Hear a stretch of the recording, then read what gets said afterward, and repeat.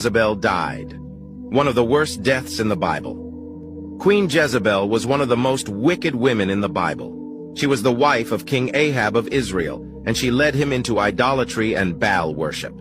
She also persecuted the prophets of God and killed many of them. One day Elijah the prophet prophesied that Jezebel would die a terrible death.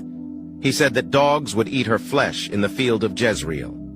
Years later, King Ahab was killed in battle, and his son Jehoram became king. Jehoram was a wicked king, just like his father. He continued to worship Baal and to persecute the prophets of God. One day Jehu, a general in Jehoram's army, was anointed king by Elisha the prophet. Jehu went to Jezreel to kill Jehoram and Jezebel. Jehoram was killed in battle, and Jezebel heard the news. She painted her face and did her hair, and she went to the window to watch Jehu approach. Jehu saw Jezebel at the window, and he shouted, "Who is on my side? Who?"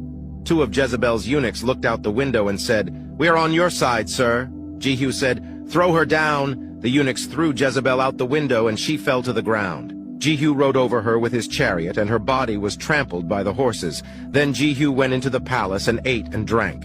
Afterwards he said to his servants, "Go and bury that cursed woman, for she is a king's daughter."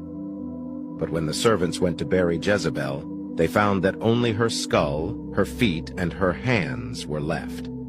The dogs had eaten the rest of her body, just as Elijah had prophesied. Jezebel's death was a terrible death, but it was a just punishment for her wickedness. She had persecuted the prophets of God and led Israel into idolatry. Her death was a reminder that God will not tolerate wickedness, and that he will eventually punish those who sin against him.